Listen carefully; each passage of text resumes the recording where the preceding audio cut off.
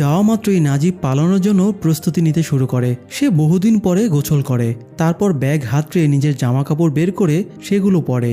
নাজিবের আগের সেই নাদুস নদুস স্বাস্থ্য আর নেই, তাই প্যান্ট কোমর থেকে খুলে পড়ে যাচ্ছিল। এই জন্য একটা দড়ি দিয়ে সে প্যান্টটা কোমরে বেঁধে নেয়। মায়ের দেওয়া আচারের বয়ম থেকে শেষ টুকরো আচার মুখে দিয়ে নাজিব নিজের মনটাকেও চাঙা করে নেয়। তারপর উট এবং ভেড়াদের খাবার দেয় এবং সেগুলোর কাছ থেকেও বিদায় নিয়ে নেয়। তোরা ভালো থাকিস, আমি চলে যাচ্ছি, আর ফিরবো না। ওদিকে হাকিম এবং সেই আফ্রিকান তাকে নিতে চলে আসে। এই আফ্রিকান লোকটার নাম খাদিরি। এই খাদিরি আজ তাদের একমাত্র পথপ্রদর্শক। তাদের হাঁটতে হাঁটতে রাত হয়ে যায়। তাদের পানি পিপাসা লেগেছিল। তারা একটু নিচের দিকে একজন খামারির তাঁবু দেখতে পায়। খাদিরি বলে সে পানি নিয়ে আসবে।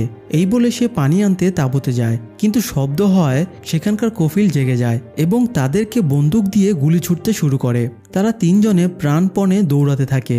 নাজিব মৃত্যু ভয়ে তার ব্যাগটাও ফেলে আসে। সেফ জায়গায় পৌঁছে তারা ক্লান্ত হয়ে বালির ওপরেই ঘুমিয়ে পড়ে। সকালে ঘুম থেকে উঠে তারা আবারও হাঁটা শুরু করে। হাঁটতে হাঁটতে নাজিব দূরে পানির মতো কিছু দেখতে পায়। সে আনন্দে হাকিমকেও ডেকে দেখায়। দুজনেই পানির দিকে ছুটে যাচ্ছিল, কিন্তু খাদিরি জানতো সেখানে কোনো পানি নেই। ওরা দুজনে মরিচিকার পেছনে ছুটছে। খাদিরি তাদের থামানোর চেষ্টা করে, কিন্তু তারা পানির জন্য ছুটতেই থাকে। কিছুটা গিয়ে হাকিম দেখতে পায় ওখানে আসলেই কোনো পানি নেই, বরং একটা উটের ফসিল পড়ে আছে। দৃশ্যটা দেখেই হাকিম আটকে উঠে নাজিবকে জড়িয়ে ধরে। তারা আবারও আশাহত হয়।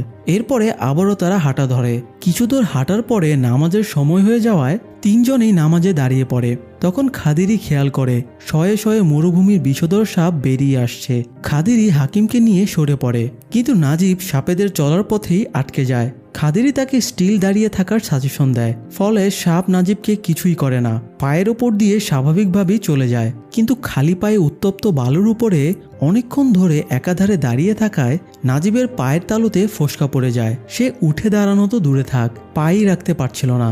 তাই খাদিরি নিজের জামা ছিঁড়ে নাজিবের পায়ে জুতার মতো করে বেঁধে দেয়। তারা বহু কষ্টে আবারও এগোতে শুরু করে। হাঁটার সময় নাজিব বারবার পড়ে যাচ্ছিল।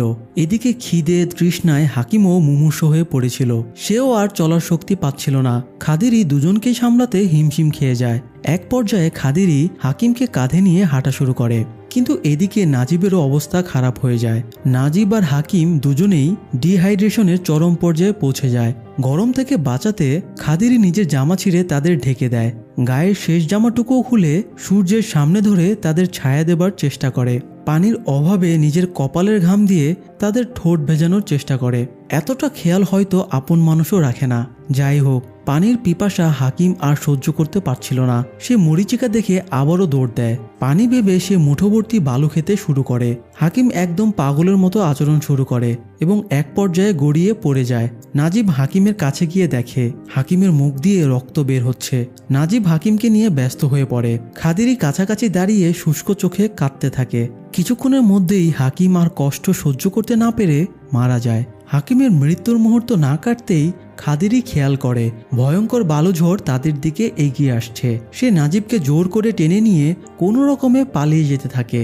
মুহূর্তেই হাকিমের মৃতদেহ ঢাকা পড়ে যায় বালুর আস্তরণে। নাজিব আর খাদিরিও বেশি দূর পালাতে পারে না। বালুঝড় তাদেরকেও গ্রাস করে নেয়। খাদিরি নাজিবকে চেপে ধরে কোনো রকমে দুজনের প্রাণ বাঁচায়।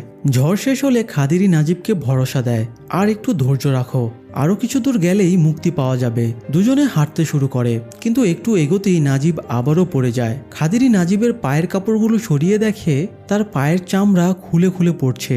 তাই খাদিরি নিজের পায়ের বুট খুলে নাজিবের পায়ে পরিয়ে দেয়। তখন খাদিরি একটা তক্ষক দেখতে পেয়ে খুব উৎসুক হয়ে ওঠে। সে বলে জীবন্ত প্রাণীর দেখা মিলেছে মানেই কাছাকাছি নিশ্চয়ই জলের উৎস আছে। দুজনে প্রাণপণে দৌড়াতে শুরু করে এবং কিছু দূর গিয়েই একটা ছোট ডোবাতে পানীয় জল দেখতে পায়। নাজিব পানি দেখেই হামলে পড়ে, কিন্তু খাদিরি তাকে জোর করে থামায়। কারণ অনেক দিন পানি না খেয়ে হঠাৎ একবারে অনেক পানি খেয়ে নিলে শরীর আরও বেশি ডিহাইড্রেট হয়ে পড়ে। তাই খাদিরি প্রথমে ভেজা কাপড় দিয়ে নাজিবের ঠোঁট ভিজিয়ে দেয়, যাতে সে তৃষ্ণার প্রাথমিক ধাক্কাটা